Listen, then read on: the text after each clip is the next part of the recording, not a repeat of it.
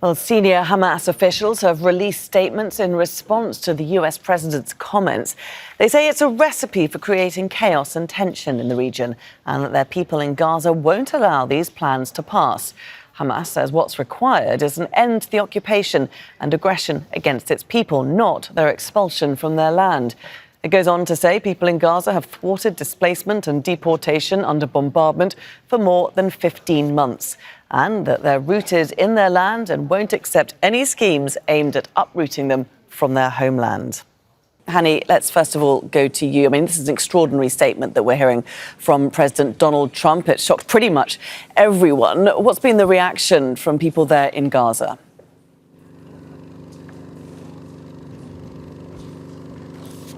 Laura, as the day progresses, we hear from people the reactions to Donald Trump's statement that, as shocking as it sounds, what we're seeing on the ground is basically everything that is the beginning of what is going to happen next. The past 15 months have created much of the conditions on the ground that made life quite impossible for Palestinians. And just the leading months to the ceasefire, everything that happened here in northern part of the Strip and Gaza City turned Gaza into more of an uninhabitable place, to eventually forcing people to out of the Strip or out of the territory. Now, this is not the first time we hear this. In the past, we hear many of the Israeli officials who made comments at the opening weeks of the war when they said eventually Palestinians will have to voluntarily leave Gaza. Now, this voluntarily departure of Palestinians is the equivalence of expulsion, the equivalence of population transfer and ethnic cleansing. And the statement made by Donald Trump last night, which, by the way, the majority of people here in Gaza and the northern part and part of the southern part of the Strip,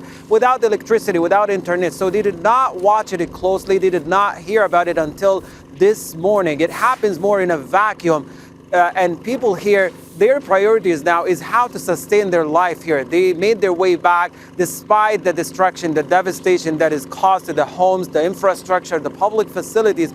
People made their way back to an area that has become very uninhabitable because of the 15 months of bombardment and devastation. Yet they choose to come back despite the challenges, the fact that there is no water source available here, no food supplies available. Whatever amount of food that made its way here, it's only a trickle in the face of the larger demands, but the resources are limited. People think the only options that they have, and it's only one option, is to stay on their homeland, to rebuild their shattered lives, despite the realization that their journey to rebuild this shattered life is littered with many of the challenges. And chief among them is these ongoing statements, the uncertainty of the futures, and the inability of the ceasefire to sustain or hold for the coming days. Definitely not a starter from Donald Trump's side. And in the past couple of days, we hear some contradictory statements, whether from him or from his Middle East policy advisor. Both of them gave contradictory statements about the sustainability of the ceasefire, while Donald Trump is pushing for something that is completely different, that is nothing short than an ethnic cleansing of an entire population.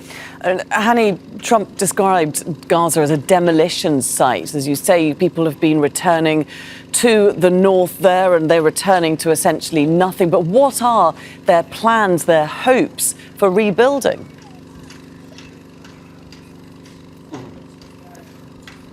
Well, as of now, we can safely say that he is largely accurate about his description that Gaza, the northern part, particularly in Gaza City, has turned into more of a hell because there is nothing left for people. People are coming back to nothing here. None of their homes are standing.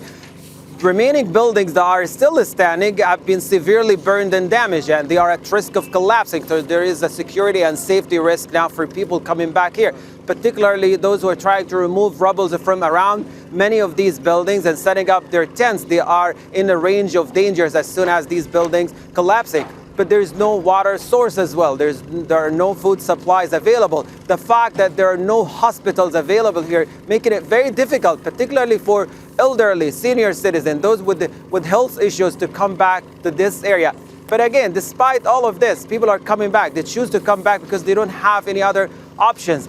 The Gaza, unfortunately, because of the many parts of it that has turned into a buffer zone, because of the devastation, is gradually becoming quite unlivable because of these conditions. Now, the the USA and Israel has deepened this sense because people are coming back with a permanent sense of displacement. No homes, they set up their tents near the rubble of their homes. It's still difficult for them to rebuild this shattered life. But again, there is hope, there is some resilience, coupled with the uncertainty of the future and the fear of the unknown in the coming days. Okay, Hani Mahmoud bringing us the view there from Gaza City in the north of Gaza. Many thanks indeed, Hani. Make sure to subscribe to our channel to get the latest news from Al Jazeera.